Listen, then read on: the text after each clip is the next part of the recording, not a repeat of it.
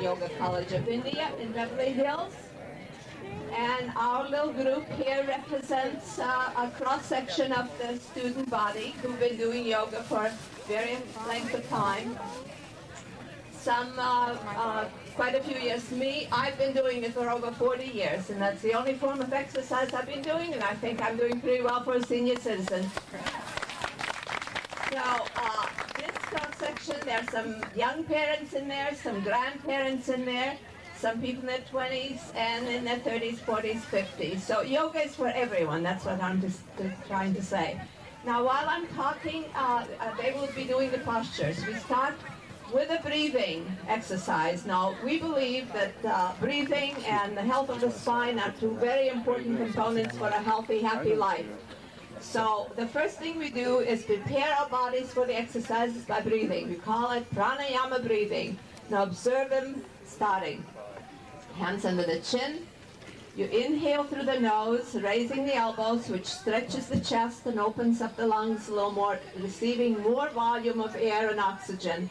And as you exhale, you bring the elbows forward and squeeze the ribs, expel all the air, facilitating mechanically the expulsion of the air. Okay, let's do it together. Inhale, 1, 2, 3, 4, 5, 6. Exhale, 1, 2, 3, 4, 5, 6. Inhale, you force a lot more fresh air and oxygen in your tissues this way. You do it running, doing all kinds of aerobic type of exercise. We can do it standing in one spot, still getting a tremendous intake of oxygen and lung expansion. Now, try a few more times, people. Now, I would like to invite you, since now you've been running, you're in real great shape now. Why don't you join in? Why don't you stand up, put your hands together, put your chin on your knuckles, and join into the breathing. Okay? Let's do it together. Stand up, because it's much easier to do it when you stand up. Put your feet together, interlace your hands firmly under your chin, and as you inhale, bring the elbows up and the chin down. I'll count you out. Ready? Go. 1, 2, 3, 4, 5, 6, chin down. Now exhale, look at the sky, and push the chin back, pull the elbows forward, and touch them in front of your chest. Now slowly, inhale, bring the elbows down, and then up, and chin down. Inhale through the nose, and exhale. Open your mouth, think the word ha, and get rid of all the inhaled air. Expel it completely. Create a vacuum. As you inhale, fresh air and oxygen will rush in and fill the spaces that you emptied. Pull up more. Stretch those ribs all the way up. And exhale. Shoulders down and forward, elbows away from your chest. Push the chin back and touch the elbows. Inhale. Nice and strong. Really feel the mechanical action, how it facilitates the expansion. And exhale off the lungs. And when your lungs are healthy, you can do a lot of things, be very active. Okay, that's enough. But you see, that's how we start. It has to travel to all parts of your body. All the signals from the brain travel through the spinal cord to the different parts of the body. If the transmission is interrupted or obstructed, you have problems in the body. So you try to keep the spine healthy. Now, in the process, of course, we're manipulating the skeletal and the muscular system, and conditioning and keeping it healthy, all the systems of the body. A well-designed yoga program will work all of the systems of the body, not just your bones and your muscles and your tendons and your ligaments, but all your circulatory systems will be involved and conditioned and normalize the function of it. Now, these people have been doing for quite a while, so they're pretty flexible. They've developed already some flexibility. But when you start out, it's perfectly all right if you're not able to do quite to that degree. Now, the next one we'll be doing is, now, we maintain our bodies with just using our own body weights. We don't need extra weights. We don't have to go to the gym and find extra weights, because when you use your body in a appropriate way, you can get the exercise to the muscles exactly as functionally needed. Nothing extra, nothing qualified for the body. Just what your body needs, no more, no less. Very slowly go down and keep that spine straight. Now your legs get a tremendous benefit. Wonderful toning. You notice that everybody has great legs in this group. No cottage cheese, nothing loose, nothing hanging. Just a few little postures and you got it. Now, the next one works wonderfully on various internal organs, but especially the reproductive system. There's massaging and toning. Women have a lot of problems with their periods and infertility and PMS and all that. This manipulates some of the systems of the body that control it, normalize the action of those organs. We keep going. Now, in the classroom, we do this in a span of about an hour and a half, repeating each posture twice, so that you have a certain benefit from it. You know, more repetitions will get you a little more effect. This, we're just showing you the flow of postures. Now, any good exercise program, the form is number one. The sequence is very important. And I can't emphasize enough how important, if you take up yoga, make sure that it's an intelligent sequence. Now, what we're doing now, we're using the weight of your one leg to create a load. Again, this is the weightlifting portion of the class. Because now, if you, let's say you weigh 120 pounds, each leg normally carries 60 pounds.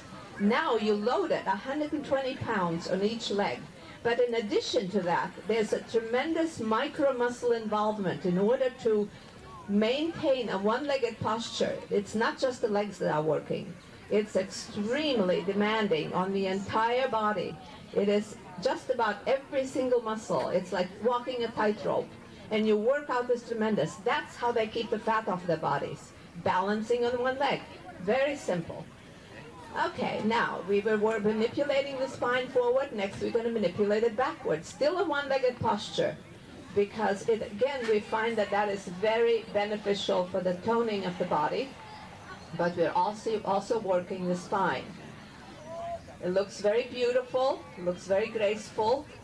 And again, you see people doing it at different levels. Some people have very loose ligaments and they can fall into these postures very easily. However, they have difficulty supporting it, because usually flexible people don't have the strength. The strong people don't have the flexibility. So everybody has something to work for. And it is, the body responds, because all that we do is a natural range of motion. There is nothing complicated, nothing contortionist. This is something that everybody can do, from a young age to an old age. When you're a ballerina or whatever other kind of super sport you do, when you grow older you have to stop, because you've used and abused your body to the point where it no longer can do it. Yoga you can do in old age. I know people who are in their 70s, 80s, and 90s and can still do a beautiful practice, still have a very nice, healthy body. So that's basically what we're aiming for. The yoga fitness is a health and longevity fitness. It is not hyper fitness like you would for an Olympic sports person who train to a peak, but in the training up to this peak level, you also destroy and abuse the body. Now, you people experience aerobic fitness, which is wonderful for the heart and the circulation. But we find that we really can, through the manipulation of the yoga postures, we can get tremendously healthy hearts. Matter of fact, we've had people with triple, quadruple bypasses come in the class who still had pain, and after doing yoga for a few months, got rid of the pain. So because it's very natural, very organic kind of movements that we do, we don't stress and strain the body, we don't abuse the body. Now basically what we're doing now is just various movements which are kind of like a warm-up. It's really not yet the proper yoga postures, because those are done on the floor with a little different frame of mind. This is basically movements and working on the skeletal and the muscular systems. But when we get to the floor postures, that's when we start working more on the nervous system. Better elimination and absorption of the body. So actually, you have to have that part really working well if you want to keep your body clear. I regard yoga as sort of like a general hygiene. The same way that I have a bath every day, I brush my teeth, and I do yoga every day. Maybe not an hour and a half every day, but I don't have to go anywhere. Once you learn the system, you can do it in the privacy of your home. When you're traveling, you can do it in your hotel room. It is always with you. The body parts, the equipment is always with you. You don't have to carry anything with you to do the yoga. Okay, come on. Arms under. Let's do it together. Let's do it nicely. Leg up. And you can see now we're working the muscles of the back. Now what happens? How do you spend your life? You spend your life bending forward. You sit in the car, you sit at the desk, you sit at the table, you lie in bed, you put a pillow under your head. Now what happens to your back muscles? They just turn to mush. And then you wonder, why do I have a backache? Why do I hurt? Now again, you see different degrees of proficiency. Some of the more trained, the more strong, or more youthful bodies can do it differently. But it doesn't matter. If you can only get your legs 3-4 inches off the floor and you have to put in the maximum effort to do it, your body will get the same kind of benefit. And gradually you're going to get to the point wherever your flexibility permits you. But it doesn't matter because the internal organs and the muscles are still receiving the benefit. Now, next one, you see they went through different parts of the body, testing the upper part, the lower part, the middle part. Now they put it all together. This is called the bow. And you have a tremendous contraction in the back part of your body, including your hamstrings and your butt and every other part of the back muscles. That's how we strengthen and tone. You can run all day up and down the hills and your back isn't going to get any stronger. You're going to get strong legs. But like I said, a good system of yoga is designed to get every single part of your body. There is nothing that's left out. Now we're going to work on stretching out the thighs. All you runners, this is a great stretch for you. Maybe you won't be able to keep your knees together in the beginning. You stretch out your ankles, you stretch out your knees, your thighs, you stretch out your shoulders. Again, a very balanced, well-rounded move. Next one.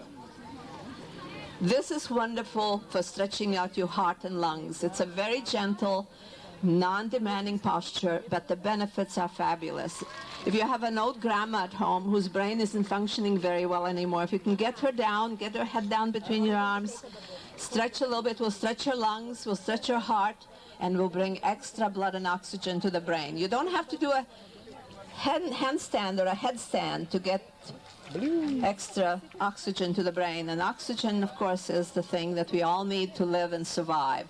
We cannot live without it. We can go without water for a few days. We can go without food for a long time. But oxygen is the most important and vital ingredient.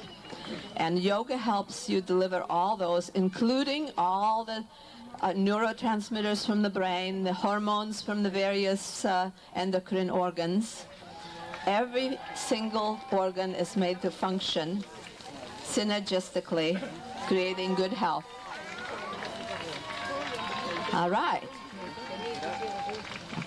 Let's go on. Now we work on the legs. This is the finishing phase of it. Stretching it out.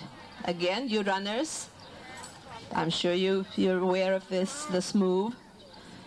This stretches not only your legs, it also stretches your kidneys. Because in yoga and the floor postures, there's always an internal structure that's being involved as well. Now I like to think of yoga sort of like, when yogis talk about reincarnation, but I'm a Western woman and I don't talk about stuff like that. So I think of it that I have taken my spirit, my soul, has taken a lease on my body for the next, I hope, maybe 75, 80, 90 years. And my mind is, I put in the mind as a caretaker to take care of my house and keep it in good order. But man, sometimes that mind just engages in all kinds of lease breakers. And you do things that the lease is up at 50. The landlord throws you out. Check out. No more. 45. Heart attack. Didn't take good care of your house. So you have to bring the body and mind together, to bring the awareness into the body so that that house serves you well. You can take the whole lease, last the whole length of it in a great, healthy way. Because what's the point of living to 70, 80, 90 years if you do it in a wheelchair, if you do it with pain? So a little bit of stretching, a little bit of activity daily, maybe take a Sunday off, and you're going to live a long and happy life. Now, we started with breathing. This is kind of a house cleaning breath. We get rid of all the metabolites. Anytime you exercise, you create byproducts in the body in the form of gases and what have you. When you run, you breathe them out. You go, running, right? Now, we do the same thing. We have the same physical process going on. So we just sit down and we concentrate. We move the abdominal muscles to expel all the accumulation, massaging the internal organs in the process, and getting rid of everything that's accumulated that we don't want. So it's the elimination process, because most of the toxins from your body get discharged through your breath. 70% of it. That's why we pay such an attention to the breath, so that the kidneys and the rest of the organs don't have to work so hard.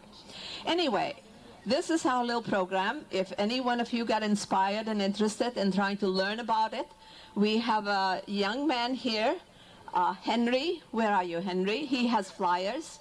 All right, there's a young man there.